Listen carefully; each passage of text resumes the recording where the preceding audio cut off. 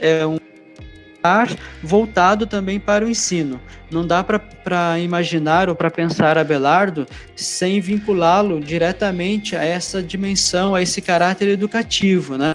Seja o caráter educativo, enquanto ele, Abelardo, esteve à frente de uma escola ali nos arredores de Paris, seja depois, enquanto ele, Abelardo, né, esteve em mosteiros, né, e foi ali, não diria abade, né, mas alguém que liderou a comunidade, talvez uma espécie de um prior, né, alguém que liderou a comunidade monástica e que também ali no mosteiro, portanto, ele foi um educador, né, também ali no mosteiro ele tinha esse papel, essa função de educar e de conduzir os seus monges, né, os seus irmãos de comunidade, seja também porque depois, né, Abelardo foi, né, preceptor, professor de Heloísa, né, não deixa de ter aí também esse papel formativo, ainda que, é claro, né, a gente sabe pelas cartas, né, de toda a situação que depois, né, se desenvolveu, né, a partir do momento em que ele e Heloísa se encontram para que ela tenha lições com ele, né, enfim.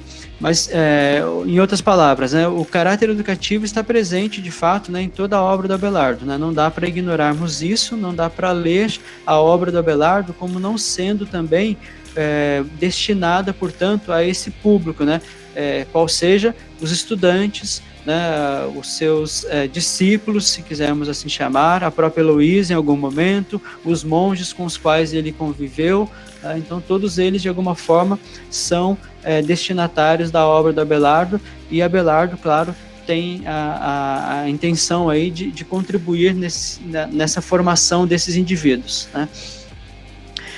E por fim, então, essa questão que o Jacques Legoff comenta, né, o termo que ele usa, né, Abelardo, primeiro professor, né, veja, para o Marie-Dominique Cheny, Abelardo é o primeiro moderno, para o Jacques Legoff, Abelardo, o primeiro professor, né, enfim,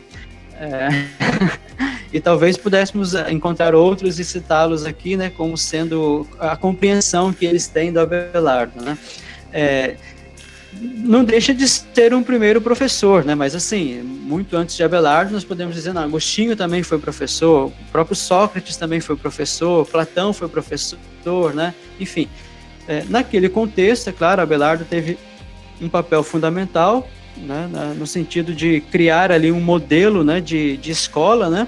Até então as escolas estavam vinculadas diretamente, né? Seja a abadia, as chamadas escolas abaciais, né? Seja a catedral ou ao bispo, né? As escolas chamadas catedralícias ou episcopais, né? Basicamente isso, né? As escolas abaciais, que são as escolas dos mosteiros, para os monges, portanto, as escolas catedralícias ou episcopais, que são as escolas da catedral, né? Onde o bispo está, portanto, ligado à cátedra episcopal, né? E Abelardo cria esse novo modelo, né? Uma escola que, claro, também estava vinculada à igreja, porque Abelardo precisou ter autorização do bispo, né? Do Estevão de Tampierre, se não me falha a memória, para poder abrir a sua escola, mas, apesar disso, tinha uma autonomia maior do que as outras escolas que estavam, então, muito mais vinculadas, né, estritamente vinculadas à igreja, né.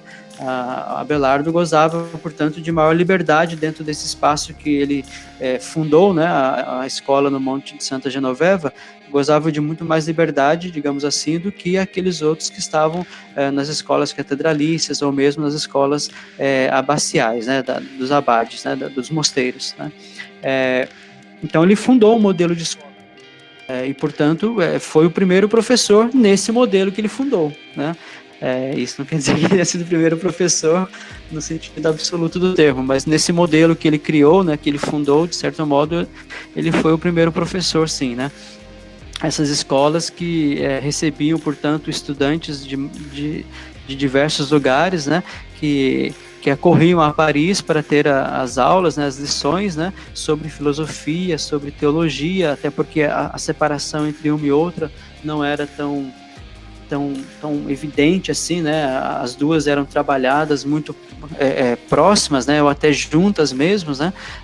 Por exemplo, o que é escolástica, né? Senão a aplicação da filosofia à teologia, né? Essa é uma questão, né? E Abelardo também é chamado por alguns, né? Como, por exemplo, o medievalista francês Paul Vignot, né? Vai dizer que Abelardo é um dos primeiros escolásticos. Junto do Santo Anselmo, né? São os fundadores da escolástica. Então tá aí um outro adjetivo, digamos assim, né, para o Abelardo, né, o primeiro moderno, o primeiro professor, ou um dos primeiros escolásticos também, né. Enfim, então a escolástica justamente é isso, né, ou em boa medida é isso, né, a aplicação da filosofia às questões teológicas, né, à teologia, à leitura e interpretação da escritura, né, e Abelardo foi um dos primeiros, de fato, a fazer isso, né, a aplicar a filosofia, né, o instrumental filosófico, digamos assim, né, o instrumental lógico filosófico às questões teológicas, às questões